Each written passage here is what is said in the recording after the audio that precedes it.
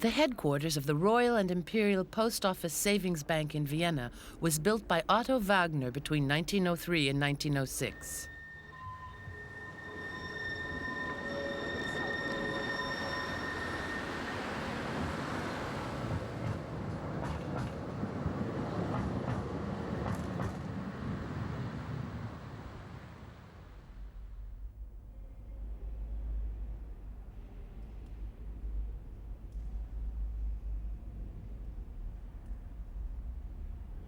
When Otto Wagner announced his conversion to the principles of modern architecture, many Viennese saw it as treason. Wagner was a well-established 50-year-old architect respected by high society.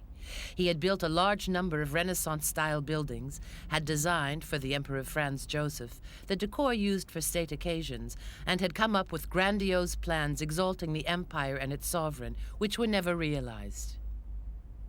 In 1894, however, Wagner was awarded the job of building the Vienna subway. This encounter with the machinery of the modern city brought him a new vision. He published his book, Modern Architecture, and became one of the leading lights of the Viennese avant-garde without entirely letting go of his fondness for the Austro-Hungarian Empire. He mingled easily with the royals, as he did with the likes of Klimt and Scheele, who in 1912 said, "The great paradox of Otto Wagner is that in his theory and in his building, he remains the most innovative and influential architect in Central Europe."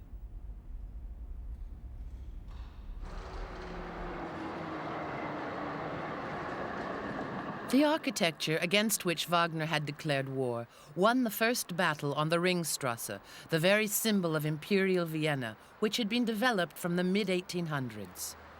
The Ringstrasse was lined with buildings which epitomized Austrian power and prosperity, such as the opera, the theater, the university, the city hall, and the parliament. Monuments which resembled either Gothic cathedrals or Greek temples, which, as Wagner put it, confused architecture with archaeology. The less noble end of the avenue, the Stubenring, was only developed at the turn of the century. And it was here, between 1904 and 1906, that Wagner built the Savings Bank.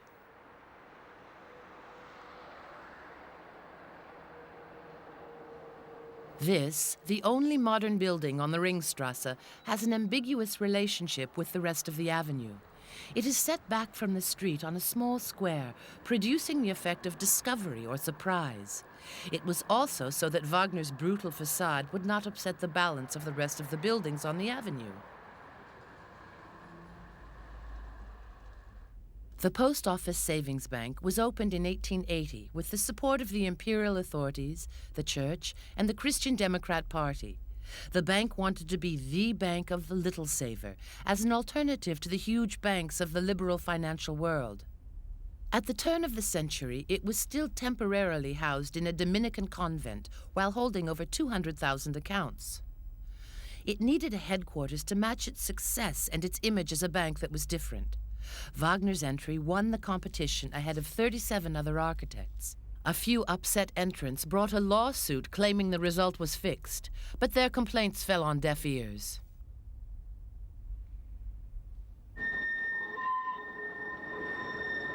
What interested Wagner was size. Since his conversion, he had been harshly criticized, and this was the first large-scale construction where he tested out his new theories. Wagner said, "The modern eye has lost its perspective for the small and intimate. It has grown used to long, straight lines, wide surfaces, and large masses, which need limited work and simple shapes."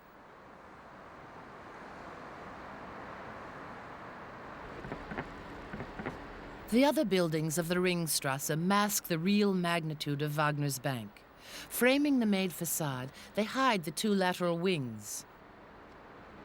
Though only part of the facade can be seen from the avenue, the bank, in fact, covers a whole trapezium-shaped block.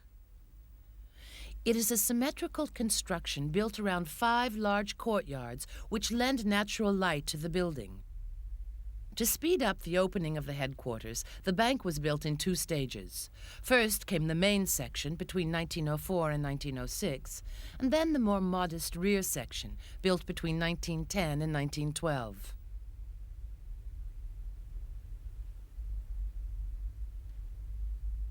The 2-year construction of the main section was a record for such a prestigious building, which, according to the norms of the period, was to be of monumental proportions with a stone or marble facade.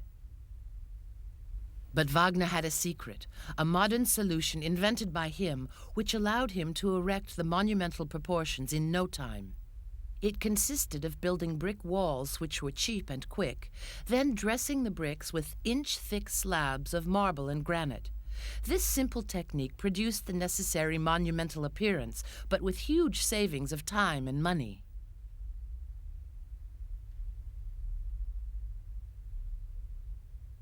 In modern architecture, Wagner said, "One can no longer let the choice of a style dictate architectural creation. The architect must create new forms, adapting those that best meet the construction techniques of the time and the requirements of the era. It is the only way it has any true meaning." This dressing allowed Wagner to create an aesthetically clean style which kept some of its distance from one of the architectural tenets of the period, that buildings should be frank and show clearly its materials and structure. Wagner did, however, keep to this tenet in leaving on view the aluminum-headed iron studs which fix the granite and marble to the brick walls.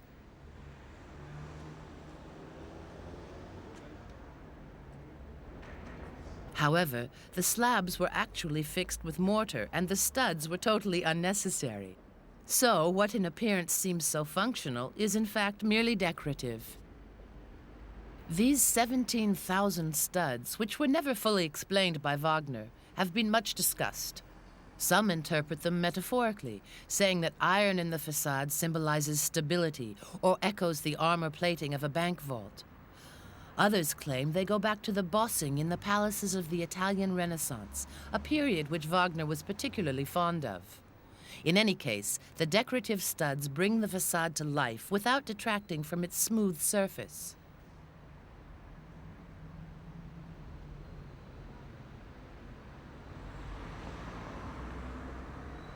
The only features which really distinguish the facade from the rest of the building are the simple motif and statues at roof level and a very slight protrusion towards the square.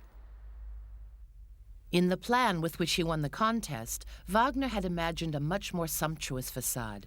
Statues symbolizing commerce and banking were to look down on a blue ceramic frieze dotted with gold, an image of the prosperity the empire was giving to the people.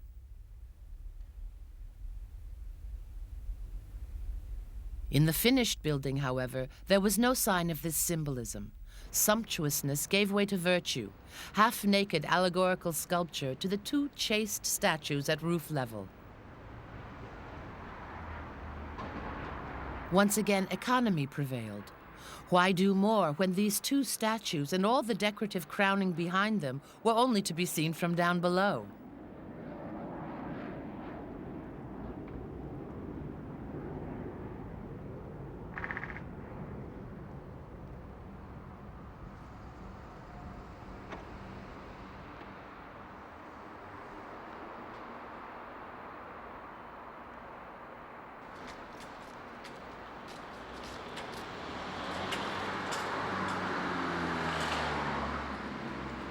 The 2 lateral courtyards in the main building are used as the staff and tradesmen's entrances.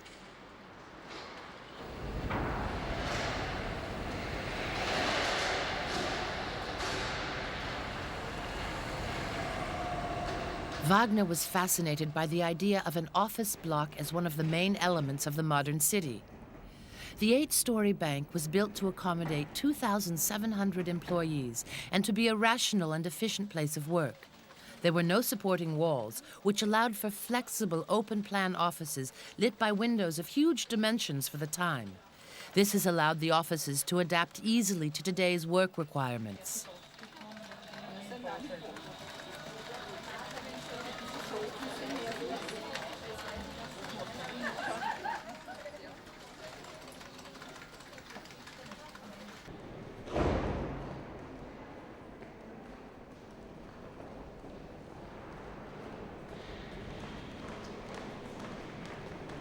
The offices are reached by large staircases in iron and concrete. The iron was left on view, though covered with several layers of white anti-rust paint. Like the facade, the steps throughout the building were covered with thin slabs of marble. They were then inlaid with linoleum, a new durable material which was easy to replace and easy to clean.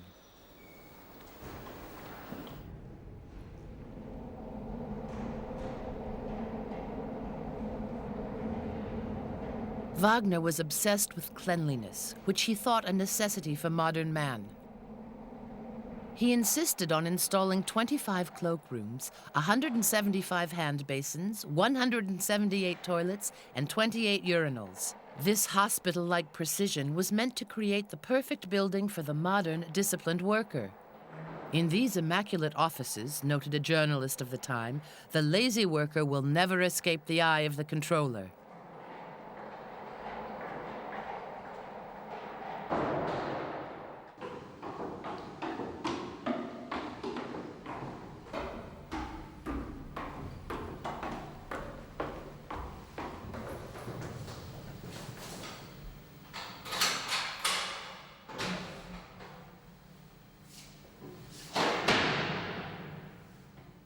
Deep in the basement is one of the essential parts of the bank, the safety deposit box vault. Money, the real machinery of the firm. The architect had almost forgotten this was first and foremost a bank.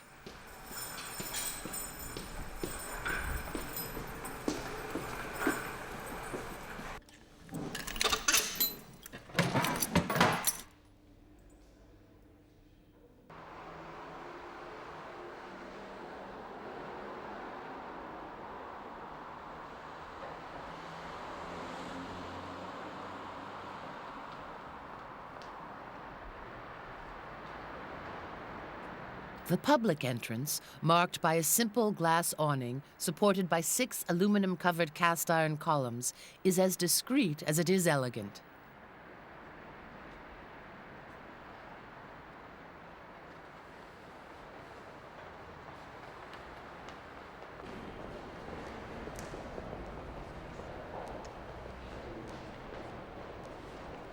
Inside, a wide staircase, also covered in marble slabs inlaid with linoleum, takes customers to a corridor, a kind of antechamber before the discovery of the core of the bank's activity, the banking hall, where the saver comes to deposit.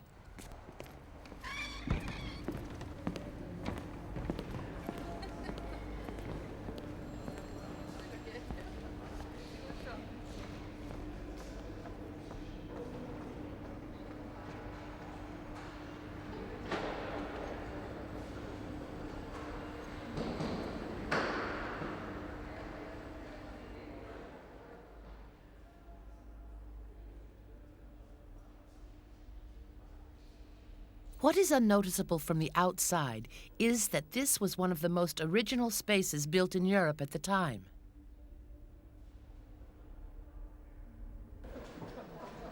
The ceiling of the hall is an arch of glass which appears to be supported by cast iron pillars, giving an industrial feel to the place.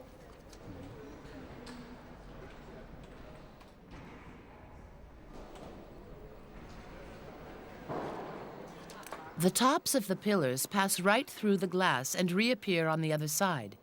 This transparency gives an air of mystery, of the material suddenly dematerialized. But again, what appears to be a visual effect is in fact very functional. The pillars do not support the glass roof at all, but a second glass roof above this one on the second floor, which is for isolation and protection.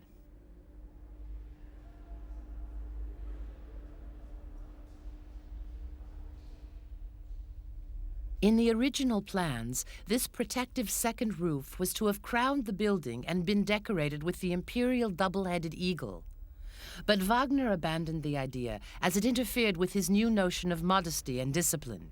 He lowered the roof and covered the upper walls of the well in ceramic tiles so as to reflect the maximum light. The effect was more modest and more economical, but it also produced more light.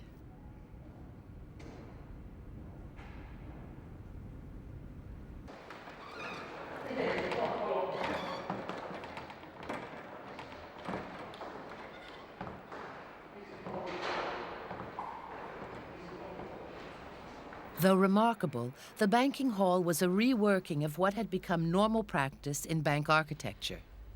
From the mid-1800s, the large European banks had been welcoming their customers under glass roofs.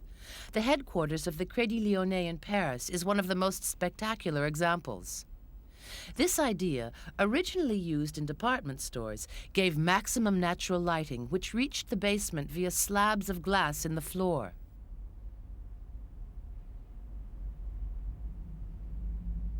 But Wagner treated his banking hall differently. Instead of the sumptuousness of the department store, here we find an economical and functional space more akin to a factory or railway station, as though the architect had taken one of the small stations he had built for the Vienna subway 10 years earlier and placed it inside a bank.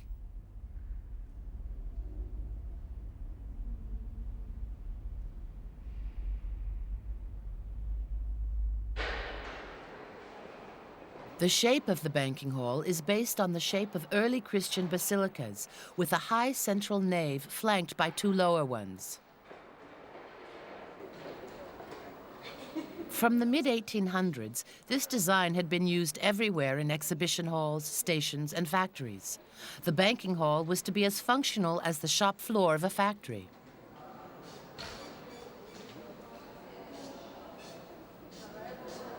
Consequently, the money and counters were pushed into the lateral naves so as not to disturb the purity of the central space marked out by the iron pillars.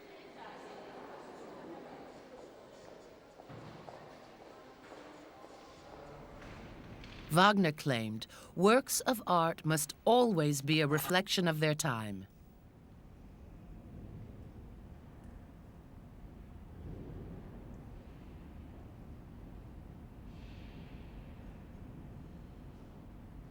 Around the outside of the hall are certain objects which seem to belong more to science fiction than to a bank.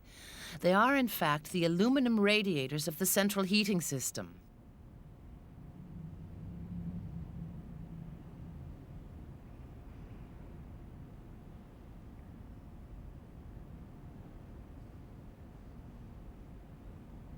The industrial manufacture of aluminum had recently been developed by an Austrian scientist. Only 6,000 tons were being produced each year, and it was one of Wagner's favorite materials for its fashionable look and the ease with which it could be cleaned. He studded his iron pillars with this metal, as he had done on the facade, purely for decorative purposes.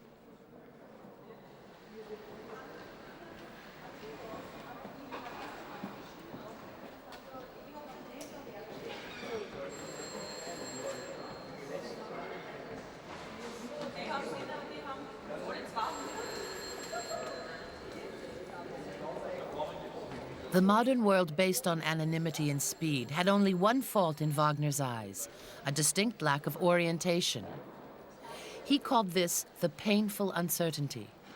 Thus, the floor markings are much more than a decorative motif. They are there to indicate the principal direction of movement in his architecture.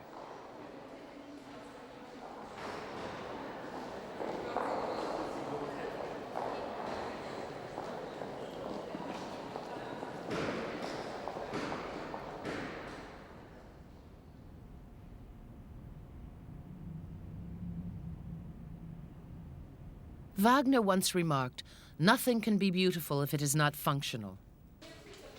In practice, however, we have seen how Wagner did not always stick to his own rules, how he only strictly applied them in the work areas, like here under the glass of the banking hall, or up in the mail room, where there are the same pillars as downstairs, only with no aluminum studs.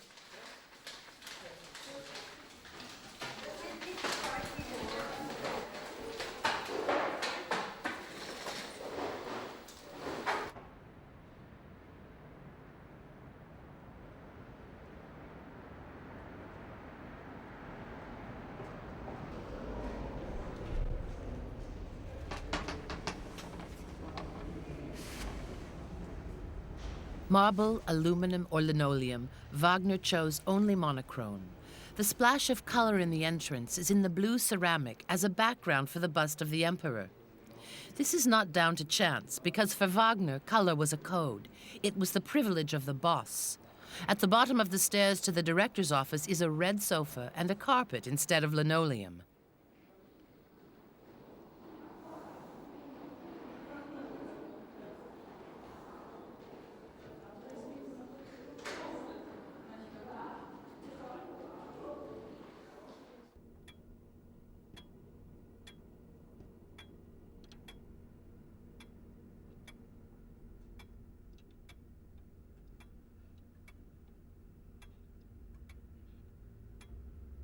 Like other innovative architects at the turn of the century, Wagner designed his building as a total work. All of the plans were drawn by him.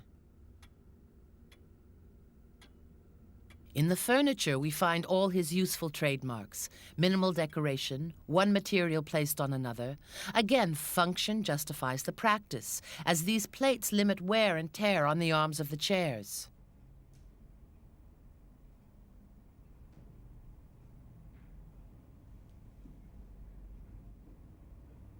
Whether for reasons of economy or form, one cannot say, but the chairs of the bank differ in size and comfort according to hierarchy. Armchair with cushion for the bosses. Armchair with no cushion for managers. Then without armrest protection. Then without arms.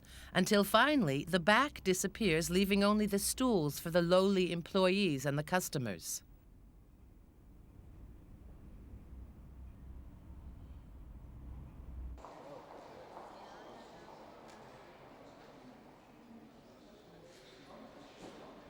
Wagner's color coding followed strict lines. No mixtures. One color per place depending on importance. The director's office is red. Very red. Thus, said a journalist, a visitor here, having left the white spaces of the bank, is meant to know where he is. It gives him a moral shock, which forces him to stand up straight.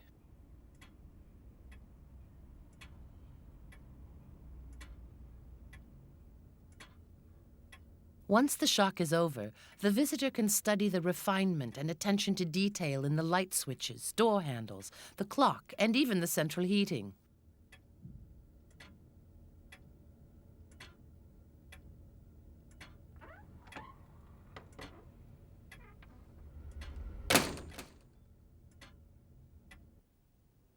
In 1910, as planned, Wagner started building the second part of the bank. Strangely, this partisan of the smooth facade did not seek to join the two halves.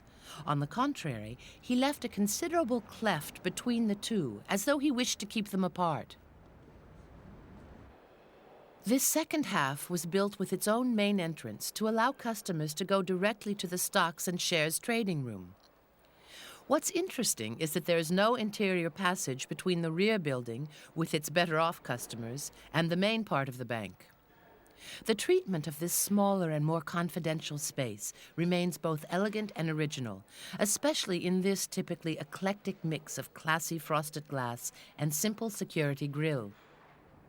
However, here we do not find the same space and simplicity as we do in the banking hall, where the lack of decoration signaled a veritable turning point in modern architecture. Wagner told us, architecture must stop imitating the styles of the past. It must become a true reflection of our time, expressing simplicity, a functional nature, and, dare I say, even the military precision of modern life. So why, in 1903, did the Royal and Imperial Post Office Savings Bank decide on this kind of architecture? Probably for practical reasons. Wagner had a reputation for constructing quickly and cheaply solid, low-maintenance buildings.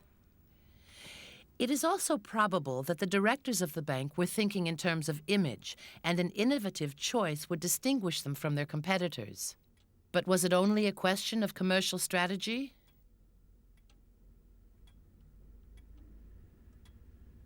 The Savings Bank had, at that time, close links to the Christian Democrats, a populist party which was anti-liberal, anti-capitalist, and anti-Semitic, and which saw in this new bank a chance to counterbalance the power of the Jewish and liberal banking establishments known as the Rothschild Party. George Koch, founder of the Savings Bank, whose bust was unveiled with great pomp in 1913 by the Christian Democrat Municipal Council of Vienna, was an important figure in the anti-Semitic movement. Should we interpret the choice of Wagner as an ideological one? A choice of Austrian transparency and honesty over cosmopolitan liberal Jewish opulence? Revolutionary architecture for reactionary politics. Was that impossible for Wagner, who wanted to be both an architect of the old empire and a builder of the modern age? This hypothesis reminds us that modernity is not in itself a value, and that in architecture there are often other things at stake.